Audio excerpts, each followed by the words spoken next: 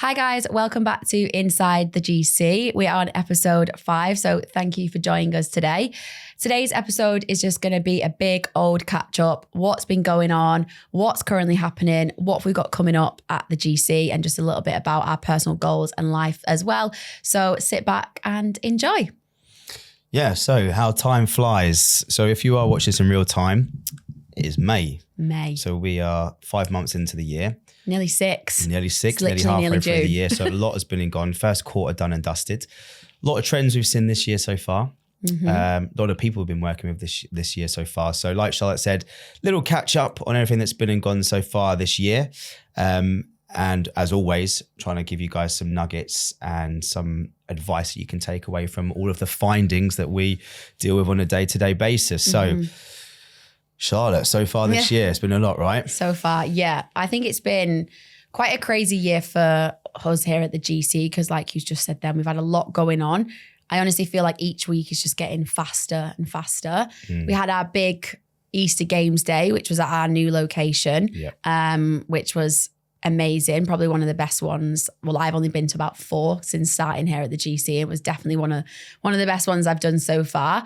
I don't know if anyone here has seen our Instagram or also seen the YouTube video that we did as well. So if you want to watch that, then it's just the Game Changer Training. Is that right on YouTube? Yeah. And we have a whole vlog it's there where of you'll that find day. these podcasts as well. Oh so yeah, it's where you're watching this podcast hopefully.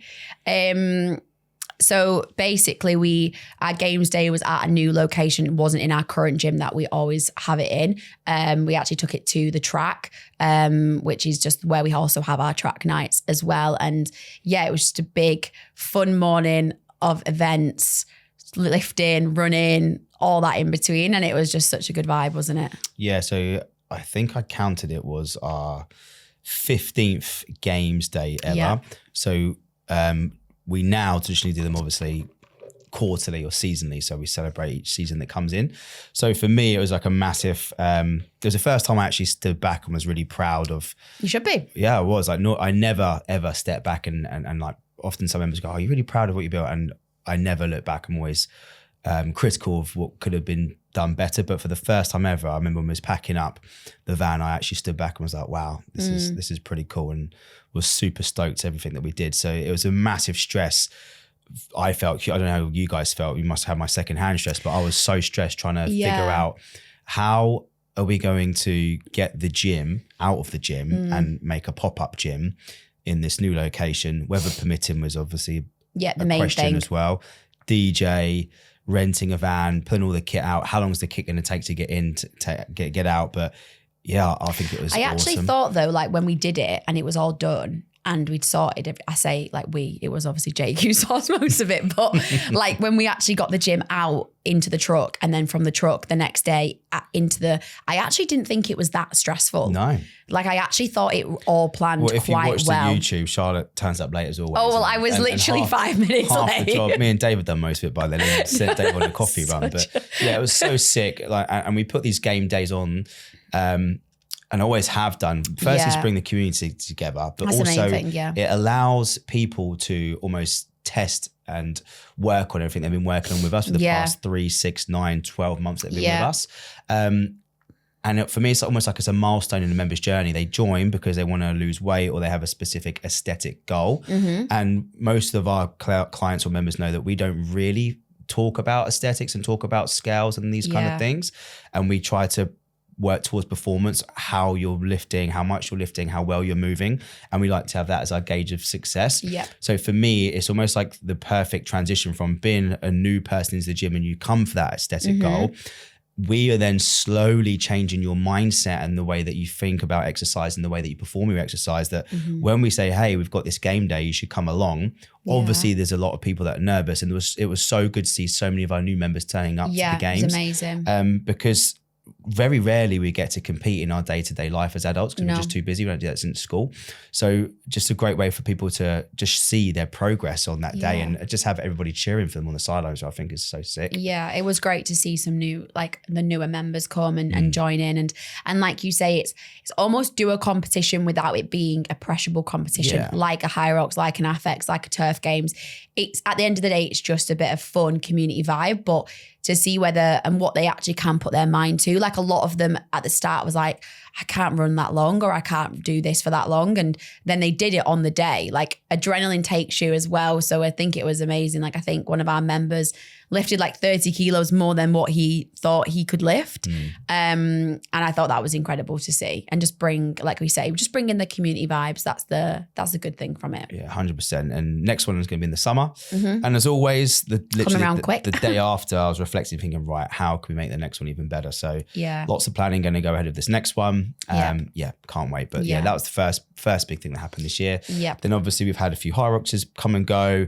We've had the marathon running come and go, which has had, I think, a bit of a spike in popularity. We've spoken about this a few times now. Over the past, well, we've been doing this podcast coming up to a year now, but oh my gosh, that's flown by, right? But we've always been speaking about the popularity of running and how it's coming, super popular all of a sudden. But it's really good to see how, there's a lot of people in our gym that have signed up to marathons first and foremost, which is me. And me, kind of if you scary. believe it or not. Oh yes. Yeah. So when obviously you've done a lot of things, right? You've done, tell everyone what you've been up to in terms of your run. You've been part of the Great Northern Run. You've had a few under your belt already, right? Yeah. So I did my first half marathon in 2023, and that was all I trained for in that year. Like it was pretty much just that half marathon. Of course, still did my strength training, but that was my main focus. I then kind of veered off running a little bit. So just so listeners know, how long was that period? About 9 months. 9 months of training. And that probably seems a lot for a half marathon, guys. Like, but first one. Anyone can run a half marathon if they walk, run. But it was my first one. I was not a runner at all. Like all I did was a push-pull split. Like I was the bodybuilder style gal before I joined the GC as a coach. So my training was predominantly strength training. I wouldn't even say it was strength and conditioning. Like it was literally strength training with my daily steps. Quad day. Quad day, calf day. I literally didn't do much. So I'd done it previously, but for a while I'd stopped like that, any form of that movement. I just focused on that style of training. So when I started to get back into running, I knew that I would have needed a lot longer than just a 12-week block. Like I wanted to really dial in on running and get really comfortable with it. And anyone that actually over here follows me, listening on here, follows me on Instagram, you'll know my love-hate relationship with running. Like it's up and down. But we had a really great running block with a coach that I had. And I think he's a great guy. He now actually works for Runner. So I actually think that's quite cool. That's very cool. I just think that's quite cool. And then I basically did my own thing. I've done a couple of half marathons since then. One of them was the Milton Keynes one last year, which I didn't like the course for that. I just thought it was too lonely. Like obviously all like the Redways and stuff. And that's obviously just been and gone. And a few of our members did that this year, which I think was great for them to go out and explore that one as well. And then I basically did a high rocks in January. Now I was pretty sick in January before my high rocks. So it kind of, I showed a bit of reflection when I was running. Obviously I was like more of a coldy type sickness. So obviously that wasn't great coming into a running thing. But then I decided to kind of, again, dial in for a 15-week running block. And my split times from there to this recent high rocks that I did, when was my high rocks? Like 3 weeks ago? 4 weeks ago? I was about 45 seconds faster for every single split. Very nice. So I thought that my last training block was so good. Like I thought, because for someone like me, I don't see much progress in running as quickly as I've seen other people, whether it's just because I just put a lot of pressure on myself with it. I don't see the change. But when I saw that split time compared to my other split time I was like, I've definitely seen a difference. 45 seconds. Yeah. That is a big, I know. That's a big jump. That is a big jump. And I think obviously I just got all like caught up in the tidal wave of the marathon that I just decided to book Manchester Marathon next year. So I'm doing that. Next year. So yeah, I've got a couple, but I've never done a marathon, and I'm excited, but also very scared as well. Well, I've probably said a million times out loud, I would never. A marathon is something I'd rather walk over glass. I'd literally rather walk over glass and get needles in my eyes. I have no interest in doing a marathon at all. From when I was playing football, we would easily do 10K a day. You're training 6 hours a day. Yeah. So running was almost like a punishment. If you lost, you wouldn't touch the ball on a Monday. So running isn't something I enjoy at all. I do it now purely because it is torturous and it is painful, and I use it as a form of therapy with no earphones in. It's just me stomping the floor and I'm fighting with myself for the half an hour, 45 minutes that I'm out crunching the floor. Yeah. But I signed up, obviously I saw you, someone was like, yeah, this is quite cool. And then there was another member signed up. And then for me, it was about, like I said, I hate it. I've got no interest in it. I'm not going to look forward to it at all. But to prove to myself that I can do hard things or I can do anything, because in my brain, I'm telling myself, there's no way you can run for 3 hours, 3.5 hours, 4 hours. Like, you idiot. There's no chance you can do that. I'm thinking 5. But in my head, I'm like, I need that challenge to say, yes, I can. I want to go and kill that clone that we speak about all the time and prove to myself that I can do anything. And I think I've always wanted to compete where my kids can watch me, or they can, I'm not going to, see yourself. I can't quit because they're watching kind of thing. Do you know what I mean? And I never had that. Like when I played football as a lad, like so I was 21, 22 when I finished. So just had the parents in the stand. So to have a greater purpose of trying to be inspirational to them and to the members that are here as well. Yeah. I feel like then, like, of course I can do anything, like no problem. But for me, it's I don't care about, obviously it'll be cool to get the medal. It's going to be cool to have done it. But it's for me to prove to myself that I can do anything. So if I can do that, I feel like it's going to be a big unlock for me personally. Yeah. And it's just going to unlock loads more challenges that I'm going to want to go and do. Yeah. I do think that's what a marathon helps a lot of people realize, that they can do anything they put their mind to. And physically, like, a marathon is obviously one of the, I mean, obviously we have ultra marathons, etc. But think about an ultra marathon, I'm not easing this at all, but you have it in like 10K blocks. Yeah. So you do the 10K and then you have a bit of a rest and then you go again. It's almost like, can your body withstand the amount of days? Yeah. It's like I said, it's not cumulative. It's if that's a word. It's like I said, it's little blocks. Can you last? Can your injuries not flare up enough for you to complete that thing? Yeah, exactly. Whereas a marathon is like, obviously for most marathons, they say you've got a max of 8 hours. Is it sometimes? Like some courses are shorter than others, but like majority of the time it's 8 hours that you've got to take to do it, or they like obviously shut the finish line and you get like a, not necessarily disqualification, but I just don't think your kind of time accounts for anything. But yeah, I am the exact same. I keep watching, or I did watch when all the marathons were going on, like videos of like people seeing their family and like the emotions they were going through. Like that got me. I was like, man, I want to feel like that. Me too. It's like, why do I want to feel that much pain? I want to be in a pain cave with these people. Yeah. I want to cry at the finish line. I want that. So that's one of the things that motivated me. Yeah, it's like I feel a lot of satisfaction from running. Like I do. Like I'm obviously, like, we've been training for such a long time in the gym that for me, I still get satisfaction from training, but recently I've been getting more satisfaction from doing some competitions and doing like running, like me lifting like 2 kilos heavier on a bench press. I'm like, but also when it does satisfy me, but like a certain level in training, the margins for gains become very small. Yeah. So for me, if I see a change in my running, if I feel faster, if I feel stronger, I feel fitter, I'm like, oh yes, amazing. Yeah, our metric of success goes down to more like, I didn't die. After yeah. I wasn't laying on the floor afterwards. I felt like I could. Can I go going. Push again? Yeah. Which I think is always quite cool. So yeah, we've got obviously that coming up next year. Obviously, it's still a bit of a while away, but that will come round quick. Yeah, that will come round quick. And then everything in between, all the high rocks is. We had a quite successful batch of tickets on the Balloting, the Birmingham one, which was good. Got a few people going to the Cardiff one this weekend. Next weekend, I believe it is. Good. Yeah. There's a bit of a gripe with High Rocks. I'm not going to lie. As always got something to say about them. Take my affiliation away. I don't care. Don't take it away, I just think it's so shit how people can't get tickets and they're just making it harder. Really and I just feel like it's grown so much and it is such a cool thing and it's so accessible to so many different fitness levels. I just don't like how so many people are training for it and then they can't go. Well, what's even worse actually, and just kind of talking upon that, I recently saw a video, I think it was literally last night, they had to queue for the wall balls. Yeah, Did you see that in Berlin? That last week, yeah. Oh my gosh, I'd have been absolutely So you're in a good time, you get there and there's traffic jam. Yeah. Imagine getting to that wall ball section. You've worked your ass off the whole entire way.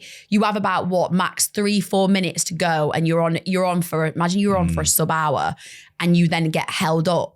I remember looking at these two girls and they were literally like staring at their watches. I think you could I think they adjusted the time when you got to the bit, like they but noticed. Still, it's not real, how would they know how long you've waited? You get rest, so it doesn't really count. Yeah. But so as hard as it is to get tickets, imagine then struggling to get tickets, getting them, and then having to. I think they're lucky that they're so well known and they started for everyone else. But obviously there's lots of other competitions that are coming up now. That are coming up and cottoning on. There's the hybrid games. There's metrics we've got a lot of people going to in the summer, which will be quite cool. But I think people are just getting bored of not being able to get tickets, and they're just starting to look elsewhere, which I quite like, because I think that everything shouldn't just revolve around one competition. No. I definitely don't think that either. And I think there is a lot more out there. Like, there's a lot more competitions going on that people barely know about as well. For me personally, I think AFEX is one of the best ones. Yeah, I just enjoy because AFEX. It is looking at your mixed modality. Hyrox is for runners, period, full stop. You don't have to be very strong. You don't have to be very skilled. You don't have to be very gifted. And that's probably going to piss a lot of people off. It's not like CrossFit. You have to be able to do a muscle up. You have to be able to clean. You have to be able to snatch. So climb a rope. Those are skills. Yeah. Pushing a sled, really sorry guys, is not a skill. Throwing a wall ball around that's the ways of much of a volleyball is not a skill. It's the running that is the skill. Being a very good runner, compromised, is the really hard, skillful element there. But then again, that doesn't stack up to throwing a barbell around. So what I like about things like AFEX is it is looking at your strength element. It then has that huge endurance piece in the middle where you have to be a good runner. And if you are a good runner, you're going to excel. If you've got a good engine, if you're not, you might fall flat on your ass like you and I on that one. We'll see how we get on in the summer. Hey, I'm a good runner. And then you've got the Metcon at the end, which is if you're a combination of strong and fit, then you're going to do really well. And if you're not, that's again, my you're going to fall on your butter. ass. Yeah, I'm looking forward to. I think the first Metcon bit, will be mine. last bit, and the middle bit of 12 minutes on a bike and 12 minutes running is not going to be very nice. But I think that is a really good overall view of what your fitness is like. But like you say, it's that mixed We could modality. take any runner that does a half marathon or a marathon and put them into a Hyrox, and they're going to do really well because they're good at running. Yeah. I think that's what you notice across the board, like when people are getting big personal bests. Obviously, I'm not discrediting anyone and their hard work when it comes to their training for Hyrox or that style of competition, but if you, like you say, if you prioritize your run, if you genuinely picked that's what I did. Like stations. I literally apart from, I didn't change my like strength work with that training block that I did from my last Hyrox to this recent Hyrox. All I did was make sure I was consistent at my running for a full 13 weeks, I think it was. Yeah, literally that's all I did. Stay consistent on your running and just try to interval stay injury free. Yep, that's the main thing. So injury and from getting sick, because I think that's the good timings as well. But all I did from between my Hyrox was just do more running, and then that's what I saw the change in, and then that's what obviously got me and my partner Leah our like 3-minute personal best, because she's a good runner, so like she's fine. She didn't need to change much other than just keep consistent at her running. But I'm like, would say I'm a weaker runner compared to her. Like she did a marathon, so like she's got like marathon training underneath her belt, so it's obviously like that's what helped her with her running. So in a way, I just needed to get up to her level to be able to stick with her, so then we could see that personal best, because we wouldn't have done that without that running element. And if I nerd out about the whole program design of it, the amount of injuries that come from Hyrox is unbelievable. You don't get that in any other competition format because it's properly thought out. What do you mean, like when you're on? How many people have we seen have had to pull from injury? Have had injuries that have turned into surgeries. There's been so many damages. Yeah, that's true. We've had a few. Hyrox. Yeah. Show me one or name me one that's come from any other competition. Yeah. No. There isn't, because it's you work hard for a 10, 12-minute block, recovery. Yeah. 12-minute block, recovery. Well, I've been seeing a few videos of like, well, a couple of them was like, one girl was like saying how she was like fully passed out almost on her like bathroom floor after Hyrox, because it was like, it's that intense, like in terms of you do work for what, like at least over an hour, just like continuous work, over then the odd few minutes that you get where you don't work because your partner's working. And then another girl, I remember seeing her get to the wall ball bit on a video, and she's like, right now I'm demonstrating almost fainting, because she was like passing out like almost from just doing Hyrox. And I'm just like, sometimes I think that sport is intense. It doesn't need to be that intense. Like it could just be a bit of fun at the end of the day. But obviously people take it quite literally. But there was a lot of PBs broken in Berlin, but I did hear it because it's a very short course. I think it's the most fun course I've seen. Yeah. Did you see the rain though? I saw the rain. I saw the wall balls messing up. Yeah. The rain was a little bit, I would have hated that rain, that situation. But because it's a shorter course, I think there was a lot more personal best being hit. I'm sure like males got 47 minutes or something like that, which I think is absolutely insane. Yeah. How are people running like 2-minute Ks is beyond me. But yeah, we've got about, despite all of that, we've got like 36 of our members going to Birmingham in October, which is quite cool. We're very excited for that. Yeah, I think it's good that there's like almost like a summer break. So the guys can prioritize potentially different aesthetic goals, and then towards the back end of summer start to really hammer down on their performance. Yeah. Because we chat about all that all the time, like aesthetics versus performance. And I literally just did a post on that. Was it yesterday or the day before? Yeah. One of the days, just speaking about what are you more driven on? Are you driven on performance? Are you driven on aesthetics? Yeah. And like we say, like members come in to our gym, like first time members, first time clients, they come in, their main goal is always aesthetics. Yes, I'd like to lose weight. Yes, I'd like to drop a dress size. Yes, I'd like this.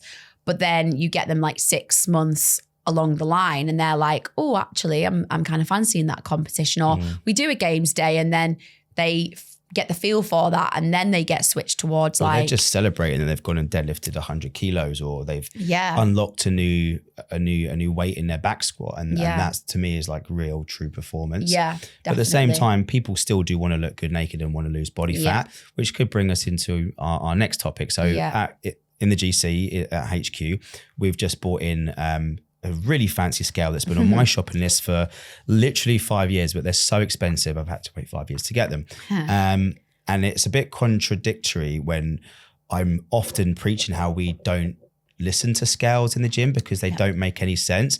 But now we've just gone and bought this really fancy scale, but we're going to dissect that so people can understand what I mean. So when you are resistance training and you're stepping on the scales every single day, which a lot of, let's say, females will do, and they'll dictate their happiness or their metric of success around what the scales are saying in between their toes, that doesn't make sense if you're training, or if you're doing any resistance training at all, because you're going to weigh or you're going to come a lot more dense because those scales don't pick up that you're made of water, fat, muscle, and bone. So that is just your overall weight or relationship with gravity, as I like to call it. So the in-body scales that we've just had, there's lots of other good ones, but this is like the guy who we got it from, or the in-body guy was saying it's a DEXA scale is obviously the most accurate that you can have, which you'd find in a hospital or some universities, sports universities, which that's the ones where you're going to see, like I said, bang on results. This is like, they're like 20 grand scales. This is like 98% accurate to the DEXA, which is pretty cool. But what it allows us to do is we're going to ignore what the weight says. Like we've said to our clients and our members, the weight is there for you to work with, Charlotte, for you to understand their calorific balance. But we're going to be looking deep into, well, what's your body fat percentage? What's your muscle mass? What's your water retention looking like? What's your visceral fats? The fat that we can't see that actually kills you. Because we've all seen or had that friend that's skinny fat who looks great, who potentially smokes or doesn't train at all, but she's skinny and she can eat what she wants. But that person tends to be skinny fat, because if you actually look on the inside, the muscle mass will not be great, which isn't going to support a skeletal system, which isn't going to mean her metabolism is firing up well at all.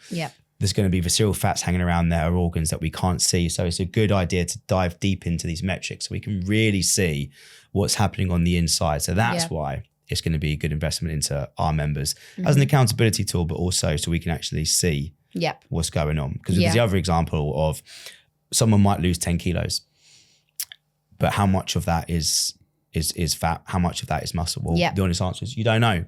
You don't know unless you're actually measuring your body fat. And you can see the accuracy. Because we don't want to lose weight, really. No. In your brain, if you're programmed to the 90s and you come from that era, you're looking at the scales, but we want dress sizes, we want pictures, we want inches. If I said to you, well, you might not lose any weight, but I can guarantee you drop 2 dress sizes, you wouldn't give a shit what the scales say. You would care a lot more that I can get you in 2 dress sizes lower, simply because you're resistance training and you're dropping your body fat and increasing your muscle mass. And at the end of the day, the more muscle mass you have on, the more food you can eat, right? Exactly, yeah. Your metabolic rate increases.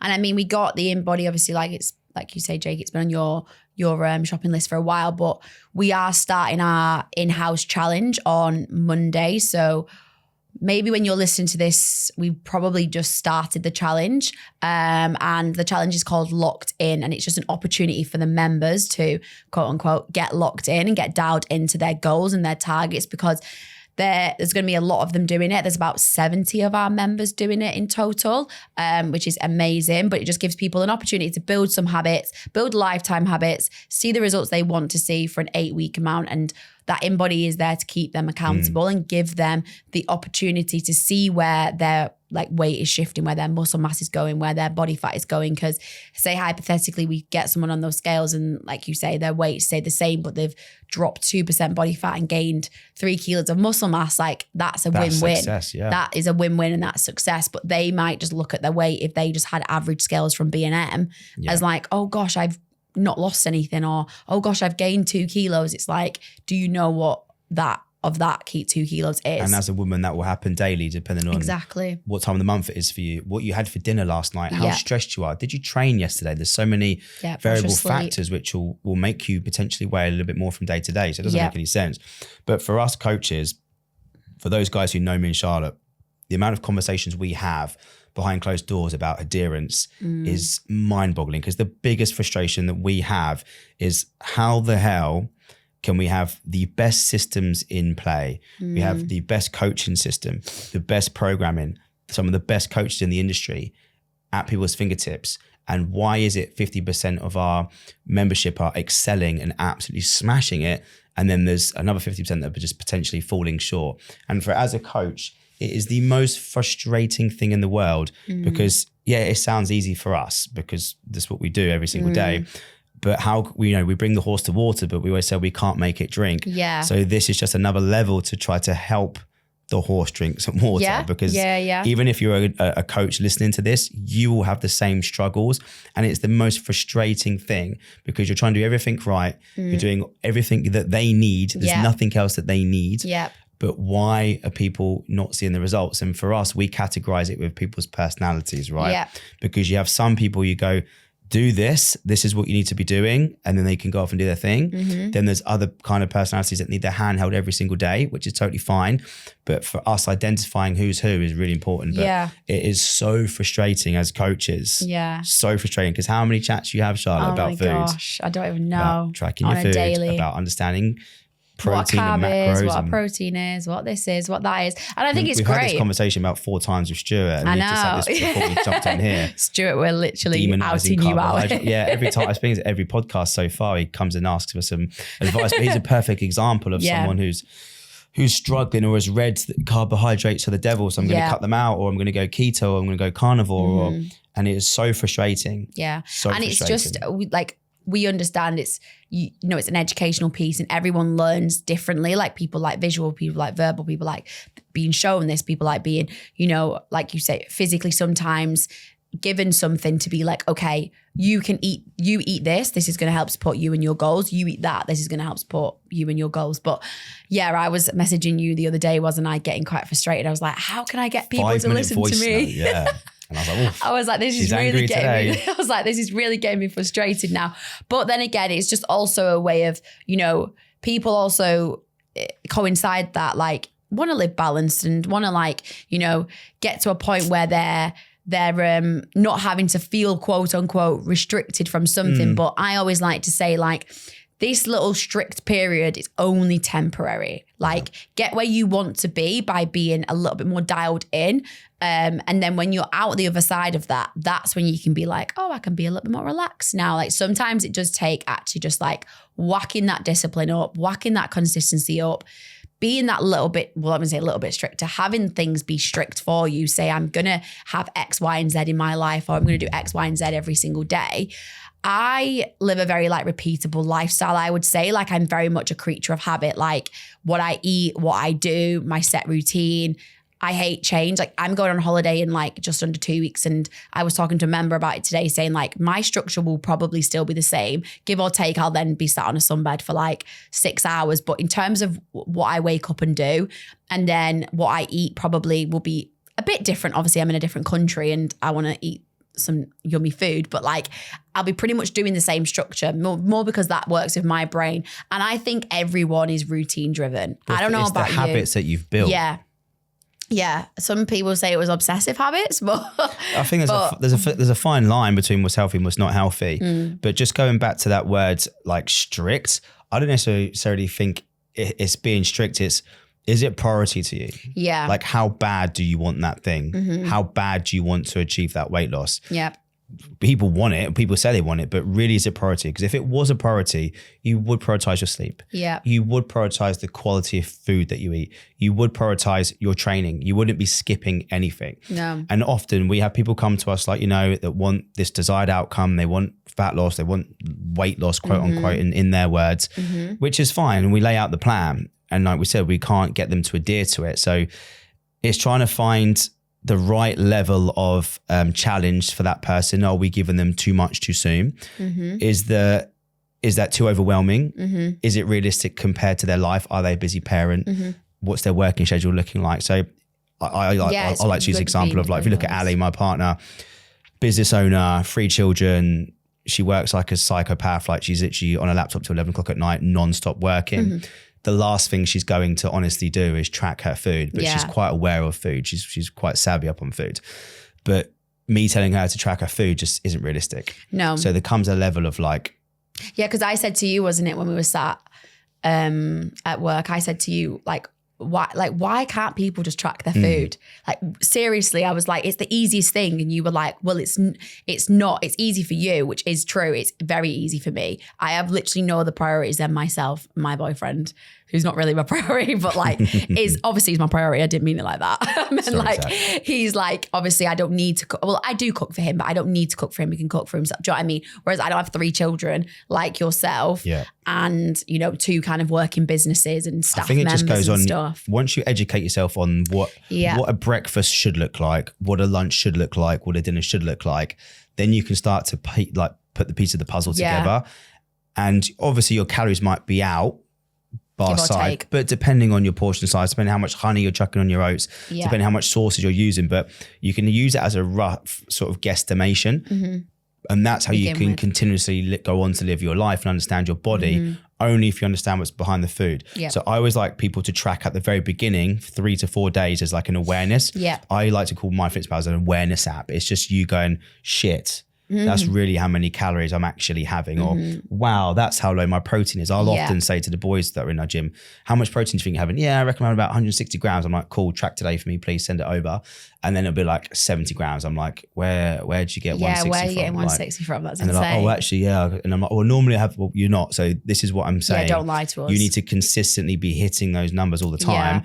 And once you build the habits like you have and you know what it is, you don't need to really track, but just a habit for you that you like to track. So you tick the box. But right now I'm more tracking because I'm in a cut. But you've got a purpose, you've got a priority. But it does go back to, is the challenge too much for somebody? Is it laid out too much? But more importantly, is that really a priority to you? Do you actually want that thing? Is your why, is your pain point that bad that you're gonna be like, fuck this, I'm actually wanting to make a change. I've had enough of how I look. I've had enough of how I feel. I'm sick of going to the shops and going to change rooms and putting on clothes that I can't fit in anymore. Yeah, not feeling comfortable. When does that time come where you're like, I've had enough, and you're going to actually dial in or quote unquote lock in?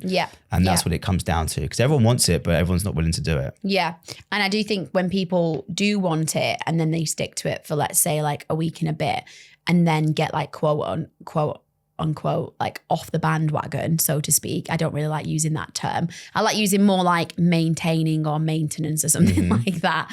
Then they seem to get like thrown off, and then they feel like they have to get back on it again. Like, that's why we've given our members for this locked in challenge like 8 weeks, because it's that perfect opportunity to go for 2 weeks, maybe a little bit of a mess up in between if like you have a social event, or you might go on holiday, or such and such, something might come up, period, like you might go off the rails a little bit, but then dial back in for like 6 weeks or 5 weeks or 4 weeks. Like, you still see change in that amount of time. And that's why we've given them 8 weeks to, yes, lock in to see what they, or do what they want to do. And I also think like dieting isn't easy. So like you were saying about the marathon, it's another opportunity to be like, I can do hard things. Like, I can actually, it's a priority, it's a purpose. So I always think it is a good idea to have some kind of performance goal placed in. Oh yeah. Because you know you've got a time frame. You know, if I don't do this thing, when the time comes, I'm not going to be able to do it. So just saying, I want to lose weight, or I want to drop a dress size or lose body fat. So do I. We all do. Yeah. But by when? Yeah. You got to put a time stamp on it. Goal on so it, the 8 weeks is perfect for us. We do a 6-week entry point for our new members anyway that join us, because it's 6 weeks for you to get to grips with breaking old habits, making new habits. But I feel if you don't have a timeline, or you don't have a specific goal in mind with an event, then you're just on the never, and you're never going to see results. Because there comes a point where, especially when we sit down as coaches and we dissect the week, or we dissect the members, and the frustrations come out of why a member's not doing what we're asking them to do. I'm sick of explaining myself a million times. There comes a point where, well, that's a them problem. You know, is it just down to them? Yeah, like where's the responsibility? Like where's the accountability? Like? Because we've placed all the systems in play, not even systems, like this is how we do things. This is how you should do things. Yeah. We've made it simple as possible. But if you can bring the horse to water and not make it drink, and it's not going to drink, then that's on the horse. Yeah, no, and sometimes it comes, well, it's on the horse, it's on you. Yeah, exactly. And I think it's just sometimes even people admitting that, like knowing that it's them. Like if I say to someone, like, I think there's been a few of the members that I've been like, right, I've had this conversation. She'll know I'm probably talking about. Had this conversation with her multiple times, bless her. But it will be where I'll say to her, right, like, let's track. She'll then track for me for like a week. And then when we come to check in again, I'm like, have you tracked? She's like, no, it's the weekends. I go on the weekends. Louise, I'm talking about you. I mess up on the weekends. I always have these social events. So then I broke down for her to be like, right, let's go a bit lower in the week then. Let's like, you know, quote unquote, bank some calories in the week to have on the weekend, but you still need to track on the weekends. Even if you're not, like, regardless of whether you're, you know, think you're within your calories, just track what you can. But then obviously, like, if a social event does come up and she has a couple of glasses of like Prosecco or whatever, then that's going to take her over her calories. I think people forget that even us or any other coaches that are listening, we see you on Instagram. Yeah. On the weekends. We have you. When you're saying you want to lose weight, but your actions aren't aligning with your goals, it quite makes sense why you're not getting the results that you want. We see you out every weekend drinking alcohol, eating out of burger vans and food vans, which is great because you have to have that level of balance. But if you don't know how to budget those calories like you've just spoken about, then or have you earned the right to do that yet? We understand food, you and I, so we have the right to do that. But if you're new to the journey, it's about the educational piece. Yeah. And I'm kind of glad that I don't have that much family down here to, well, I say much, I literally have zero family down here to have many social events.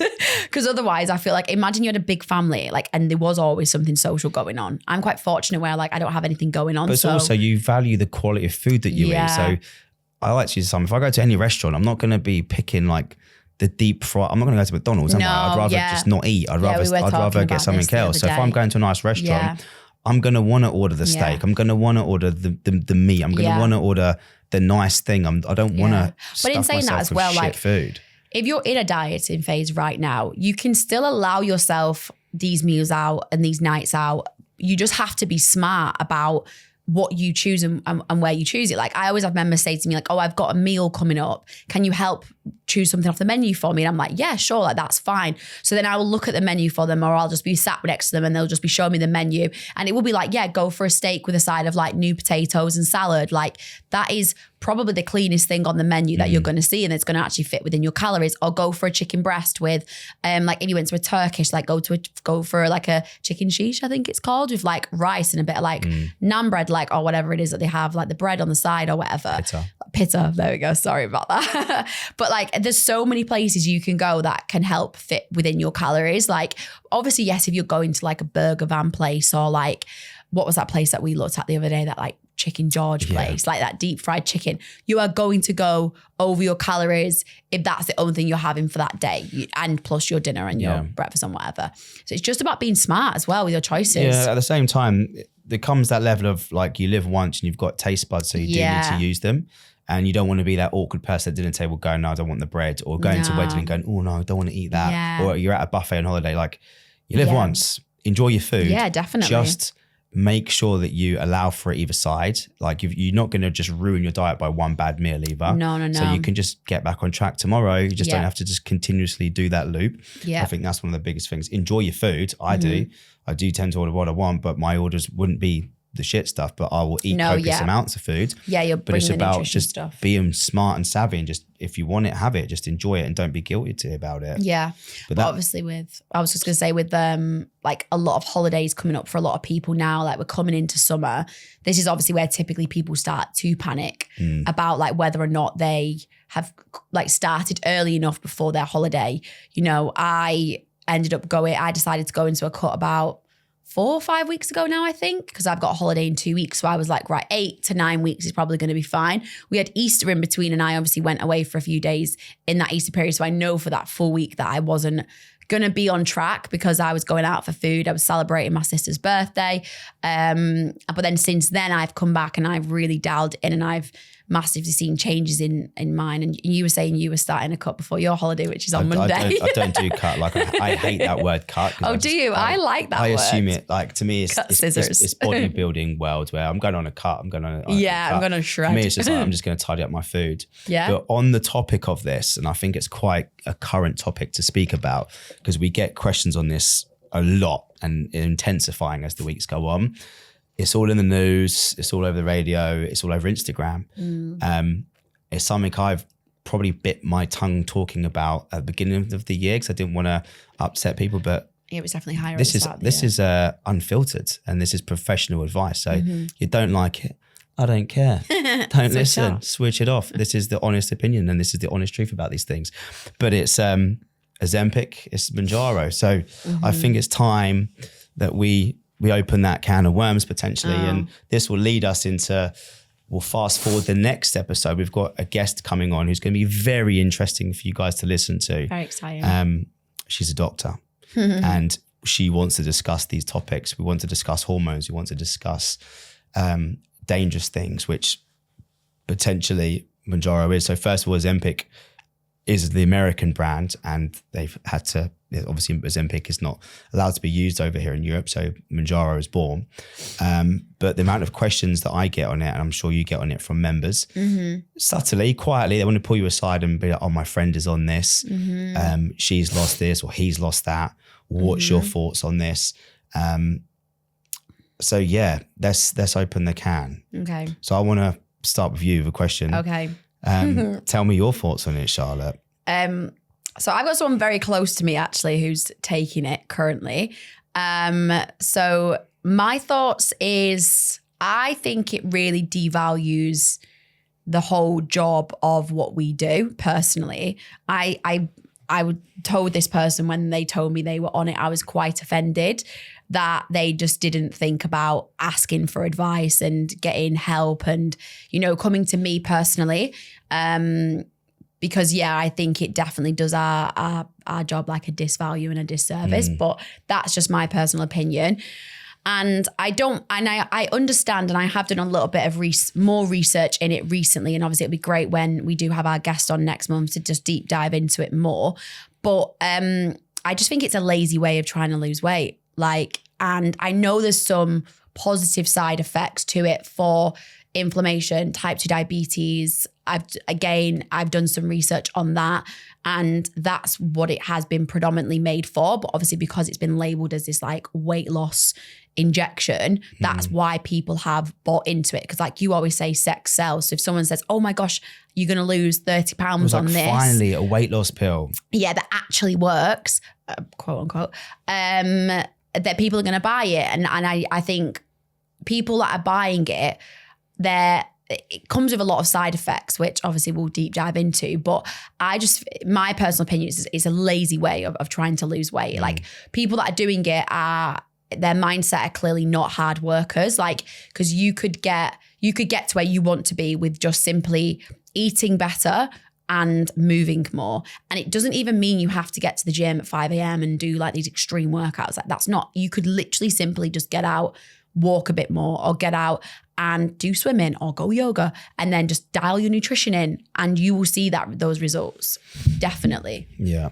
So I don't know. I just find it's a bit of a lazy way. So first of all, I want to just make sure that anyone who's listening to this, if you are taking it, this is not to offend you. This is to educate you. And I just want you to think a bit deeper into your choices, because it is the easier option. Now, first of all, it is a diabetics medication, okay, which they have found suppresses your appetite. Period. Full stop. Okay. So they also found, because there's 2 different genes in it, one of the genes suppresses your hormones, which suppresses your appetite. And then the other gene affects the way your body metabolizes carbohydrates. So essentially, if you're eating carbohydrate, let's say like something sugary and the glycemic index is very high and the cortisol levels are going to fluctuate, it inhibits that and it stops that happening. So that's the 2 things, the 2 cells that happen inside of it. Which, just to like educate everyone a bit more, when you have type 2 diabetes, you don't want your glucose to spike, because then it spikes your insulin, and that's how you become insulin resistant. And that's when you're passing out on the floor. Yeah, that's how you become insulin resistant, and then that's how you then get pre-diabetes and then type 2 diabetes, because your body can't handle the production of insulin in your body. Just so that you're so that's why it stops that. Yeah. So this is the one thing I want people to understand is, I don't want you for a second to think that the liquid inside is some special liquid that is going to go and attack your fat cells and start melting your fat, because that is not what it's doing. I want you to think of that as it's literally sticking a plaster on your mouth. It's stopping you eating, because the effect of what the hormones are doing, it's just making you feel fuller for longer, because it's taking a longer time for your body to digest those carbohydrates that you're eating. That's all it's doing. So if let's make it really easy and say, let's say Charlotte will eat 2,000 calories a day. Okay. Now her deficit, that's going to make it really easy. It's not going to be this, but 1,500 calories is her deficit number. Now, if she's taking Ozempic, she's only going to be able to eat 800 calories, because her appetite, her stomach is going to be so small. So what do you think is going to happen if you don't eat that amount of calories? Well, you're going to lose, and I need to put this in big brackets, weight. With a big circle, you're going to lose weight. But then this is now where it gets dangerous, and it's important to understand. You've reduced all those calories, okay? So yeah, the weight is reducing, but what are you losing? This goes back to the in-body scale that we spoke about. Yeah. Are you losing fat? Are you losing muscle? Are you losing water? Are you losing bone density? And the answer to that question is all 4 of those things.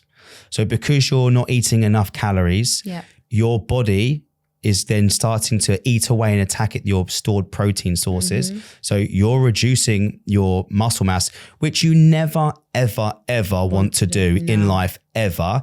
The more protein, the more muscle mass you have, the better, the stronger you're going to be. You're going to have a less likely life of being able to wipe your ass at 90 years of age, bend over, pick yourself up if you fall over. You never want to decrease the muscle that's sat around your body ever. You're going to lose water because that fluctuates day to day. Yes, you're going to lose some fat because of the calories aren't much to consume. You're going to lose bone density as a female, which is the worst thing you can do. One of the worst things you can do. So your bones are going to become brittle. Osteoporosis that kicks in when you start to become in the menopause time of your life. And the people that are taking, literally just took that right out of my mouth. The people that are taking this drug are in that ages. Menopause window. So the one thing you don't want to be doing is touching your bone density, and that is happening to you. So yes, you might have lost a stone or 2 stone, but what have you lost? You have lost probably a little bit of fat. You've lost a fuck ton of muscle. Your bone density is decreasing. Your hair's probably falling out. It is so dangerous. And that's the thing that makes me really angry, not at you guys that are taking it. The anger is not towards you at all, because you don't know any different. You just want help. You want help. Someone's told you take this thing and you're going to get that thing. You want help. It's not your fault. The person whose fault it is the people that are allowing it to happen. So yes, it can be taken at a safe measure if you are training, if you are making sure you're still eating enough protein, eating enough calories, but you won't be able to do that anyway because you're taking an appetite suppressor. If you're taking it with a proper physician who's going to advise you every single week, but your dosage increases, and I think it bottoms out at like 1,500 milliliters, is like you start on like I think it's 2.5 or 1.5, and it eventually goes up as you go through the weeks. So until you've hit your desired result. But the way that I look at this, it's just like an overdraft. You're borrowing it. If I give you £1,000 overdraft, that's not your money. You got to pay it back. So it's not like you've earned £1,000. You've just been given it. So all of the weight loss gains that you're going to have from being on it, they're all going to come back. Why?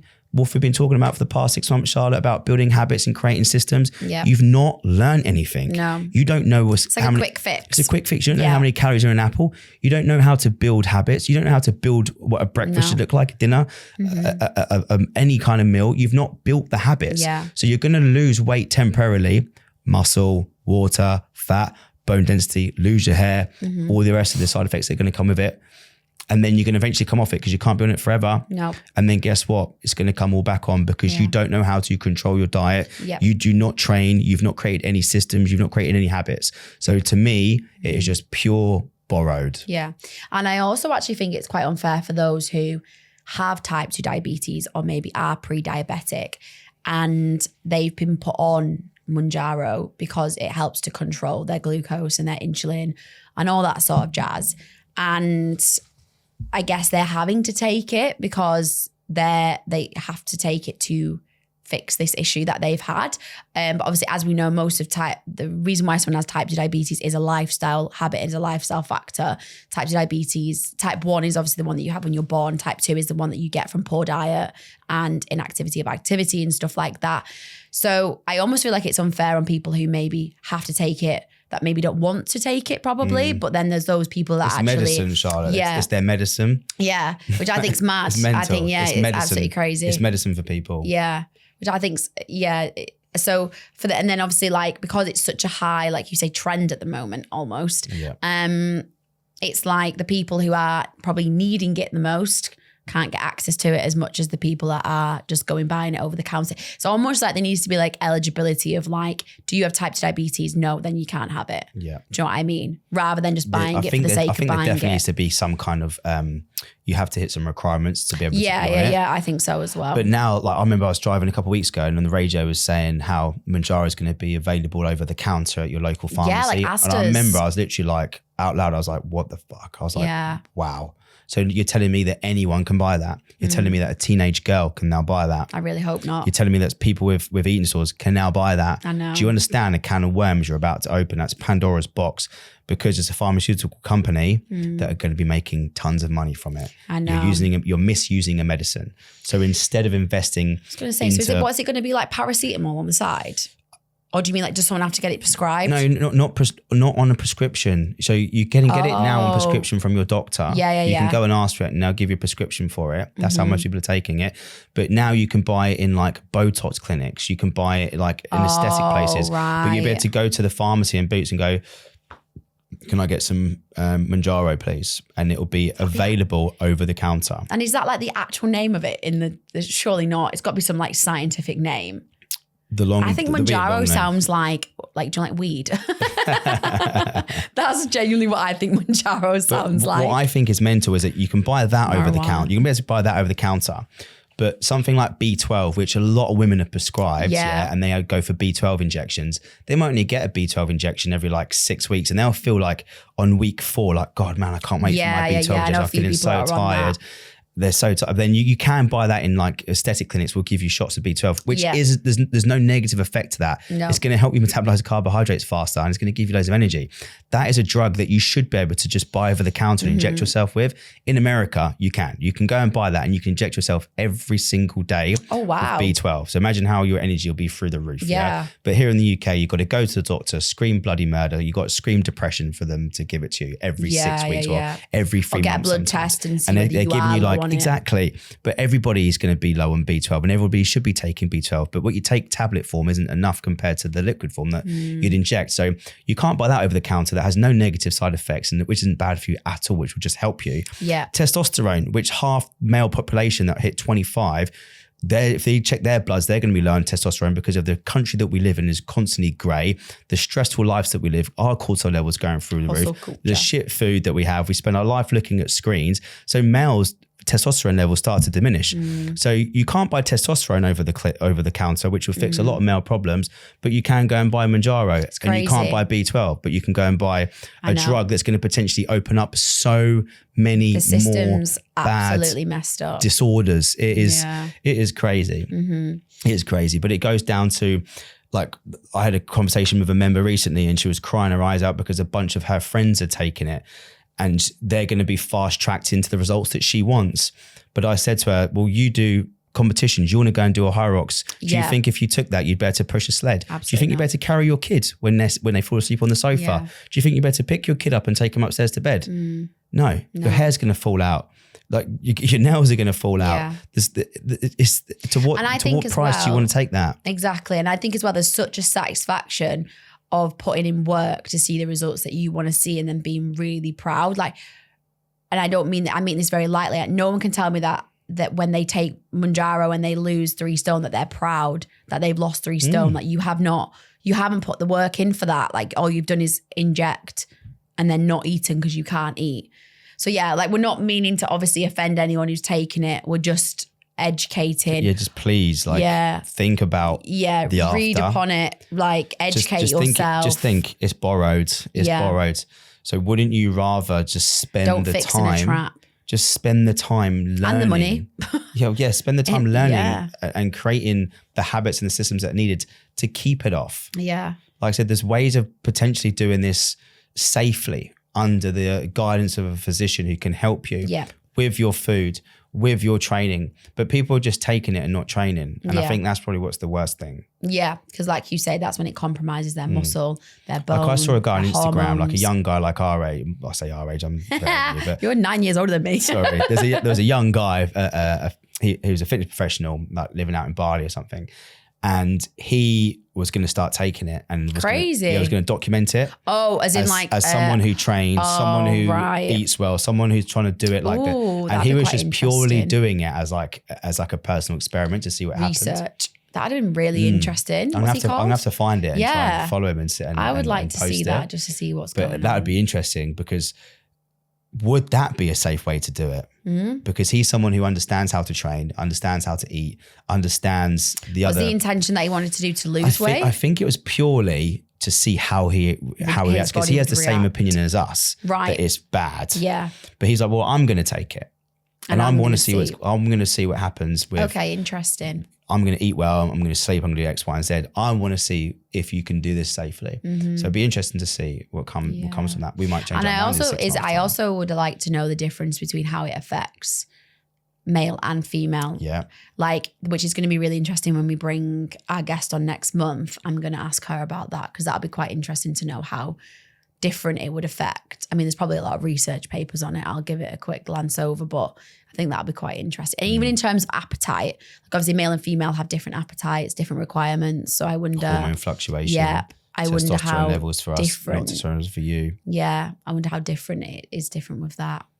But anyway, less Mounjaro talk. But yeah, just to be on the safe side, guys, make sure you always consult a professional, speak to your doctor, be educated, because that's important when you're deciding to take something like. And definitely Mounjaro. Tune back in for the next one, because like I said, we are going to have be very interesting. A doctor who has a keen interest in training and not just pushing pills and prescriptions. Yep. So it'll be really interesting to see her thoughts on these things. So you get like a proper professional opinion. But yeah, a couple questions, I think, just to wrap things up, Charlotte, and then that'll be our episode 5 done and dusted. That was been so just nice like we said, guys, just a little recap this episode, really, just see what's been and gone so far this year, some common trends that we've seen.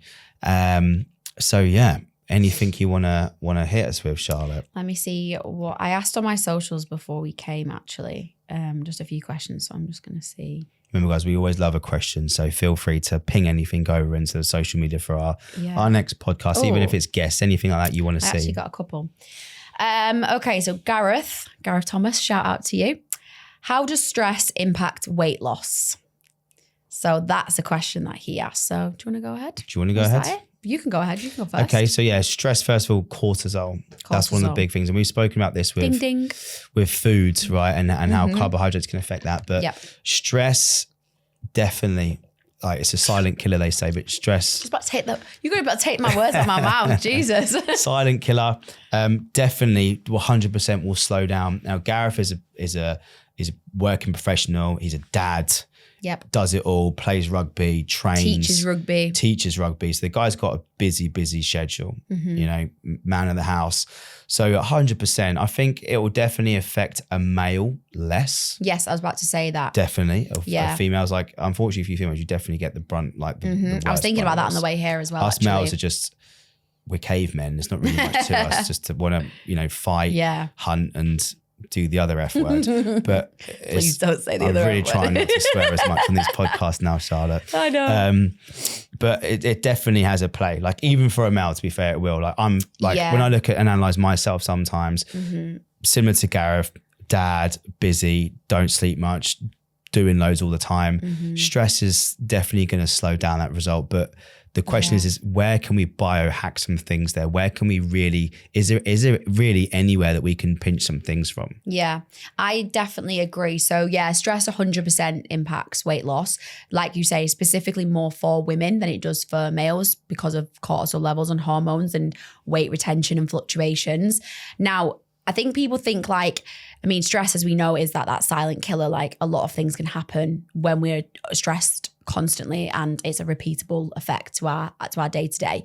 But what it does is, obviously, stress itself can just affect how we are everywhere else. So like, mostly when people are stressed is when they decide to probably not train and not go for those steps and, eat poorly and not sleep great. And then it's those things that then impact weight loss. So it might not necessarily be the actual thing itself, but it's what that then causes around you.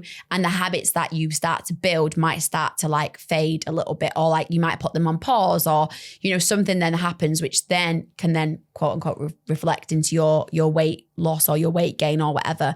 Now, it can also do the opposite effect as well for some people, depending on how they respond to stress. Ask you then, yeah. So obviously, if someone responds to stress with emotional eating, there's been a death in the family. Yeah. Sometimes people lose a bunch of weight because they're stressed. Some people lose a bunch of weight. A work situation, they'll lose a bunch of weight, right? Yeah, exactly. So it has opposite effects. So if you're someone who gets stressed and then for example, might emotionally eat, or then might not train, their stress then reflects on alcohol, smoking, all of that sort of stuff, then that is again, unhealthy habits, which may reflect in you gaining weight or maybe not losing the weight that you want. Whereas it can go on the opposite end of the spectrum, where then if you get overly stressed and you don't eat, you may overtrain because training might be your therapy. So then you might overtrain.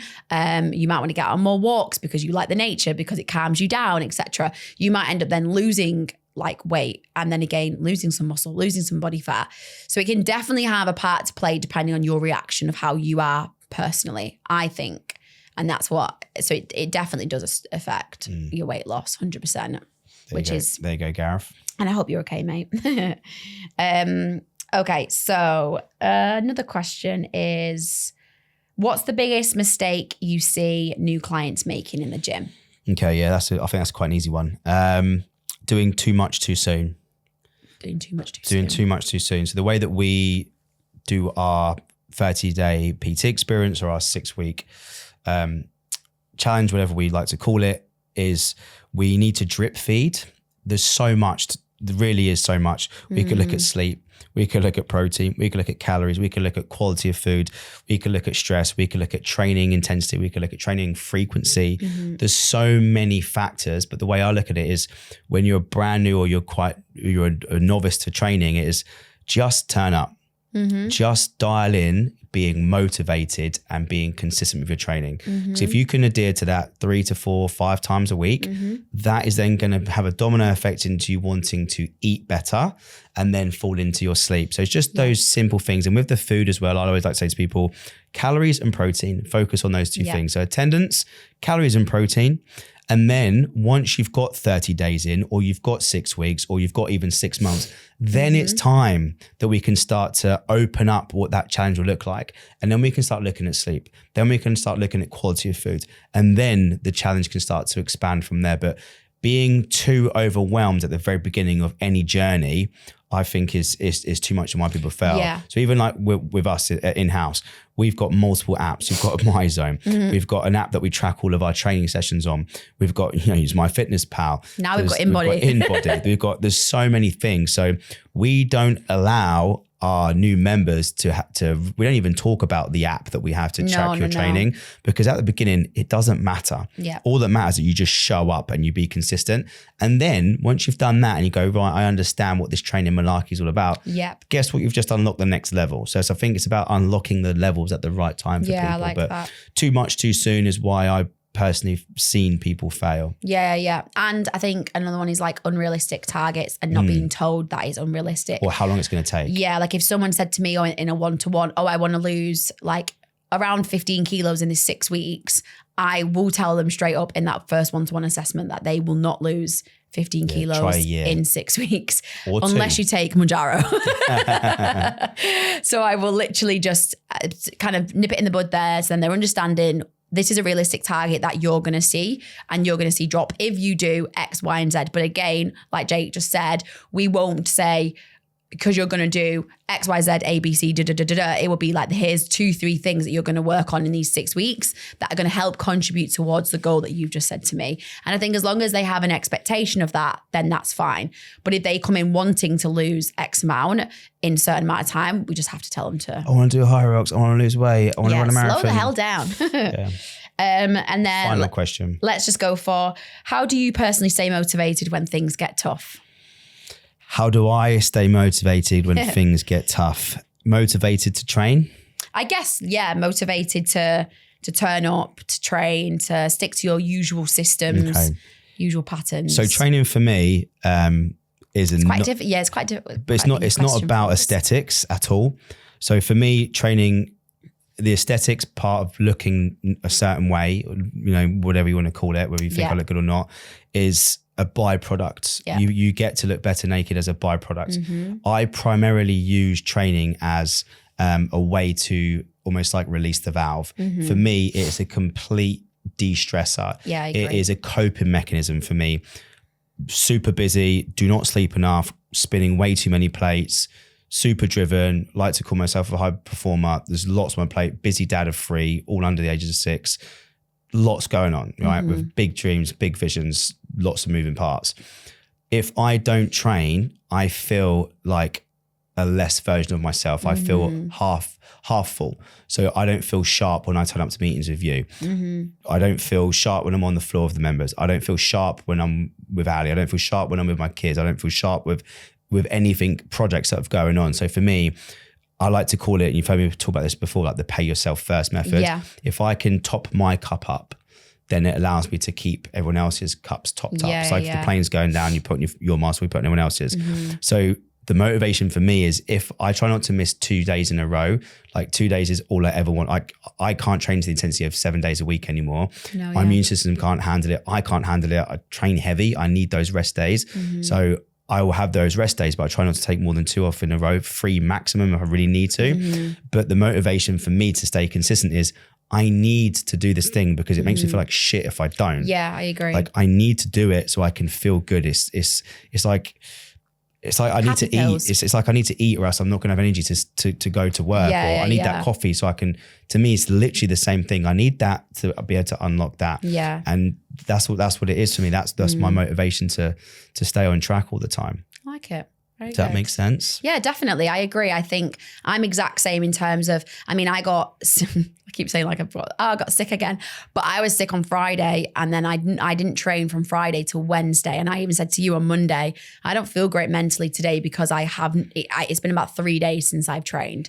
So it's a big, and I said that to you and I was thinking about this in the car, like training is a big part of my life, but not even just because it's what I enjoy doing. Well, it's my job. It's literally my identity.